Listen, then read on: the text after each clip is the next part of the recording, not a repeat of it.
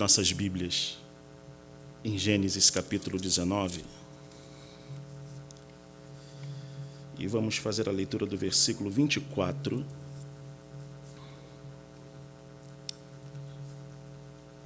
ao versículo 29. Diz a palavra do Senhor: Então o Senhor fez chover enxofre e fogo do Senhor desde os céus sobre Sodoma e Gomorra, e derribou aquelas cidades e toda aquela campina, e todos os moradores daquelas cidades, e o que nascia da terra. E a mulher de Ló olhou para trás e ficou convertida numa estátua de sal. E Abraão levantou-se aquela mesma manhã de madrugada e foi para aquele lugar onde estivera diante da face do Senhor. E olhou para Sodoma e Gomorra e para toda a terra da campina, e viu, e eis que a fumaça da terra subia como a fumaça de uma fornalha. E aconteceu que, destruindo Deus as cidades da campina, Deus se lembrou de Abraão e tirou Ló do meio da destruição, derribando aquelas cidades em que Ló habitara.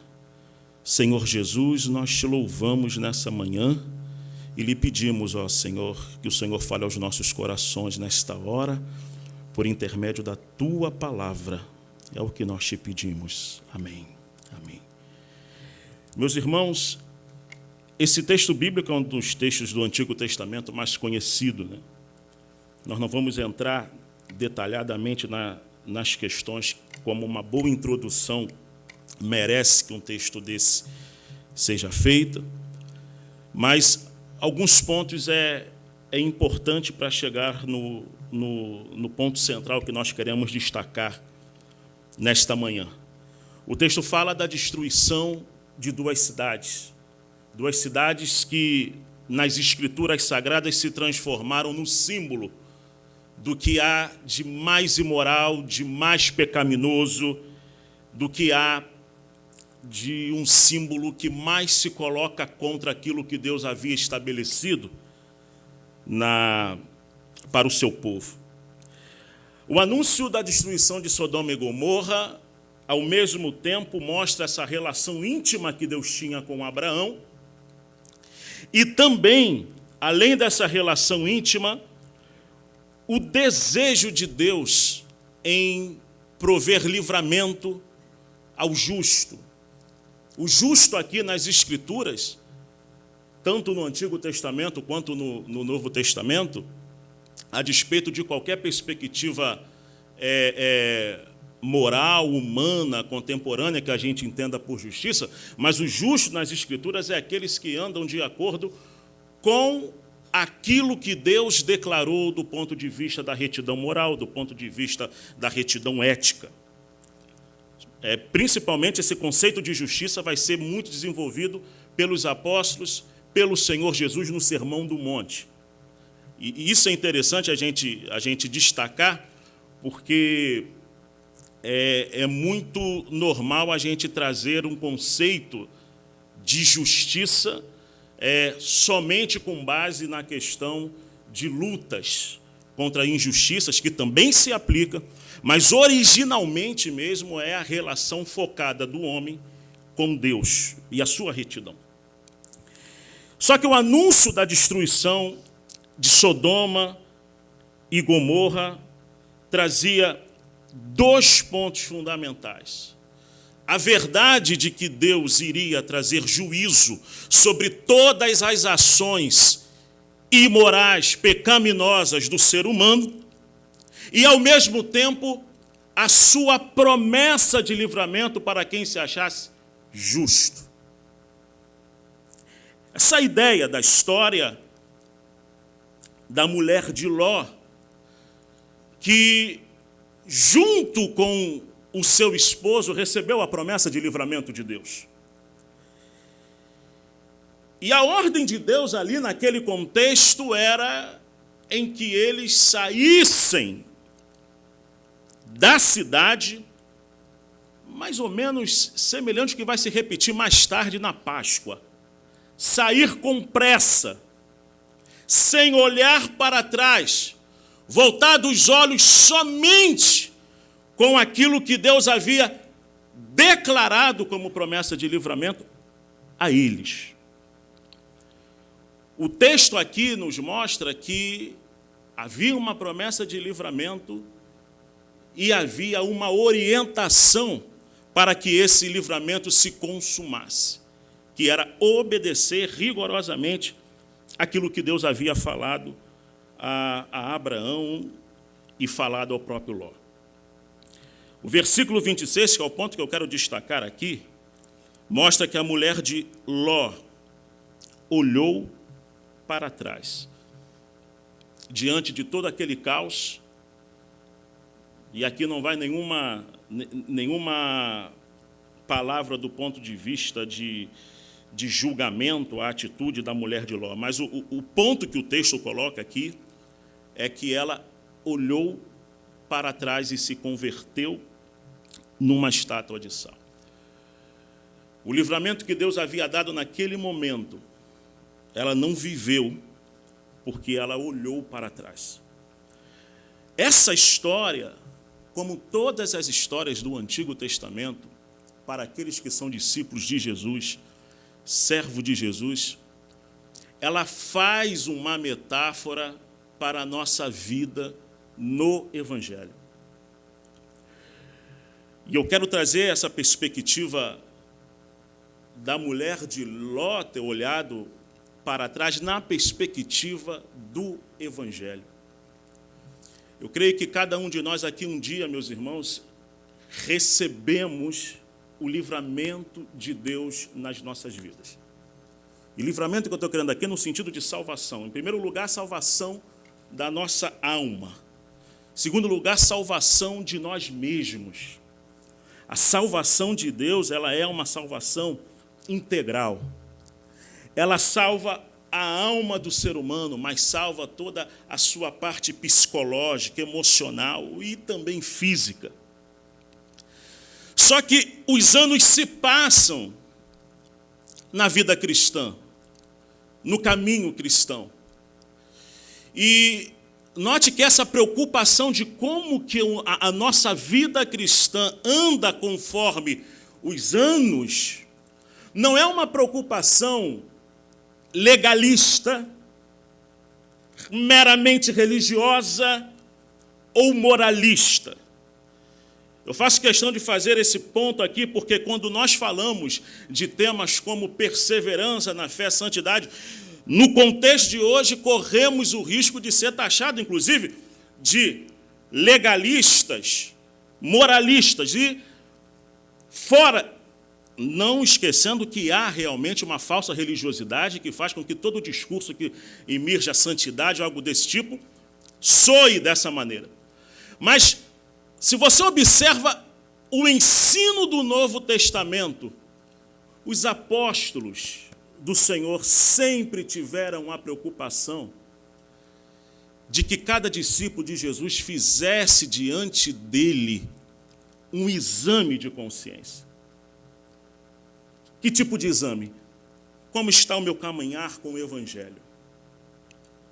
Como está o meu caminhar na manifestação do ensino do Evangelho na minha vida? Onde que o Evangelho é ensino teórico e quando que ele passa a ser prática?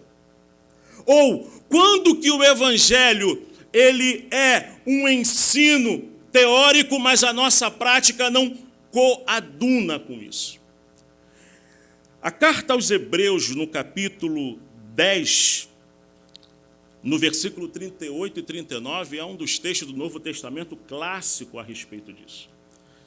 O autor diz assim: mas o justo viverá da fé, e se ele recuar, a minha alma não tem prazer nele.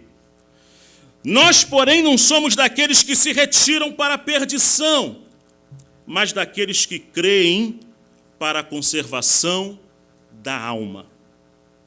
Ora, se você contextualizar por que o autor aos Hebreus está escrevendo esse texto e desenvolvendo todo o conteúdo teológico da carta, o objetivo central é que um fenômeno estava ocorrendo entre os hebreus do primeiro século que haviam reconhecido o Senhor como Messias. Aqueles hebreus estavam desistindo do Evangelho, desistindo de Jesus e voltando para a prática judaica por si só. Esse era o contexto. Por isso que o escritor aos hebreus escreve em cima de um fenômeno muito concreto. Os hebreus que receberam e reconheceram Jesus como Messias estavam voltando para a religião antiga. Aqui eu não vou entrar nessa questão que cria muita animosidade, né? Perde-se salvação, não perde-se salvação. Eu creio pelas Escrituras que a apostasia é, sim, claramente um fenômeno que pode ocorrer entre qualquer crente. E a apostasia que Hebreus se refere é uma apostasia religiosa, perdendo os princípios do Evangelho, olhando para trás e voltando para práticas antigas. E essa apostasia pode ocorrer na perspectiva religiosa. Na minha família mesmo já houve casos de pessoas que receberam a Cristo e retornaram à prática, por exemplo, do candomblé. E aí vai a discussão que toda a teologia diz, era salvo, não era salvo. Eu não vou entrar nesse ponto aqui, mas é muito fácil a gente depois chegar e falar assim, mas não é isso, aconteceu porque ele não era salvo. Há casos que ocorrem de uma apostasia religiosa, mas há também apostasia moral, aonde a pessoa perde completamente os valores claros que o Evangelho expõe sobre a nossa vida como servos do reino de Deus. E abraçamos outro tipo de ética, abraçamos outro tipo de perspectiva e sentido de vida. Só que a palavra de Deus aqui, à luz dessa história da mulher de Ló, o convite e o apelo é que, a despeito de tudo que ocorra nesse mundo, não olhe para trás. E aqui eu quero reclamar alguns valores caros ao Evangelho, muito caros ao Evangelho. Não olhe para trás na perspectiva de que você é uma pessoa que recebeu de Deus um presente maravilhoso, que é o presente da salvação, da graça de Deus na sua vida. Isso significa dizer, meu amado irmão, que haverá um tempo em que Deus julgará todos os seres humanos. Atos que a gente vê e que a gente percebe que ao longo da perspectiva humana parece que é injusto, ficará impune, a pessoa não vai receber a sua devida reprimenda aqui nessa terra. As Escrituras Sagradas, o nosso próprio Senhor Jesus deixou isso muito claro. Haverá um dia que ricos e pobres, homens, mulheres, poderosos e fracos, estarão diante de Deus prestando conta de seus atos. E a única coisa que nos faz livrar do juízo de Deus é a graça imensurável do Evangelho. Meu amigo, se você tem essa certeza na sua vida, isso já é um motivo imenso de nós cultivarmos a virtude da gratidão a Deus. Como o apóstolo João lhe disse, eu sou grato, nós amamos o Senhor. Por que nós amamos o Senhor? Nós o amamos porque Ele nos amou primeiro.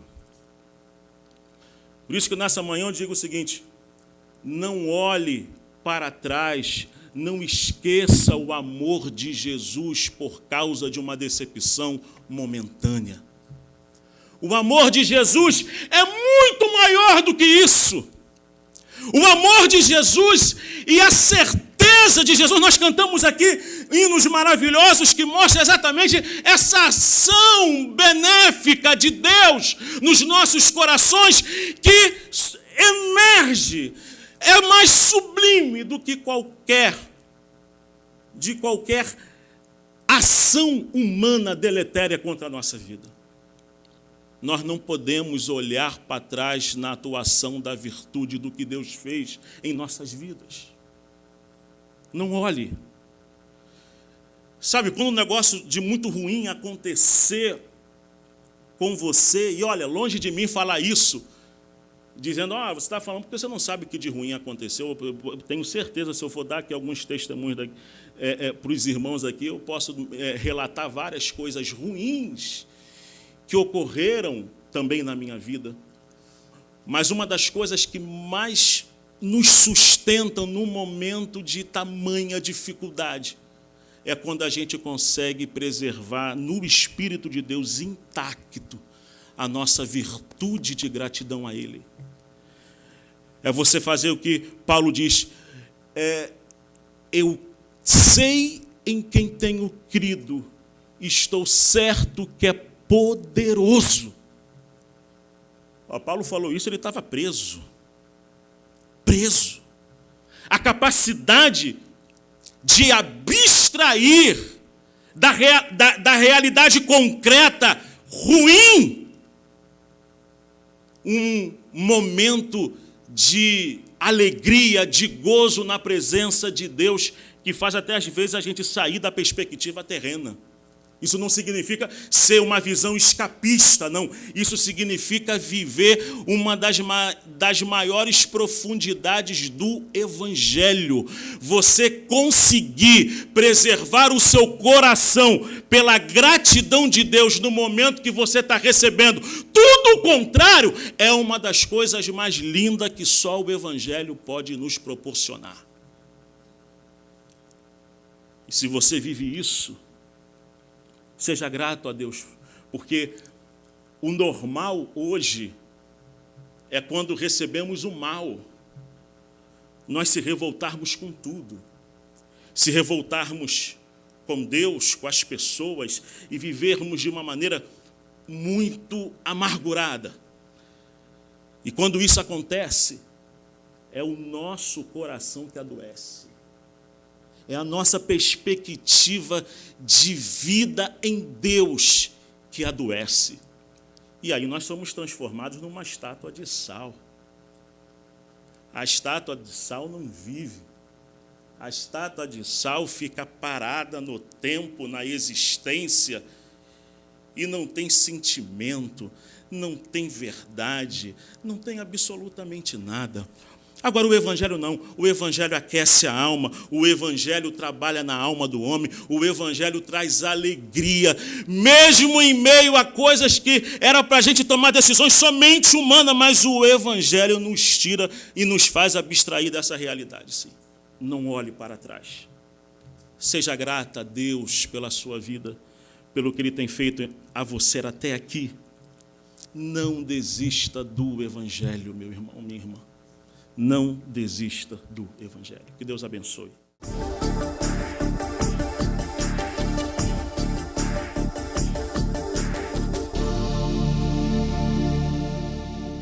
João Batista, o pregador politicamente incorreto. Conheça o pregador destemido que revolucionou o seu tempo e possuía o segredo de uma pregação bem-sucedida. Uma obra do pastor Ciro Zibordi, a primeira de uma série de 7 livros de pregadores bíblicos. Adquira agora mesmo pelo nosso site www.cpad.com.br ou pelo 0800 021 7373. João Batista, o pregador politicamente incorreto. Mais um produto com a qualidade CPAD.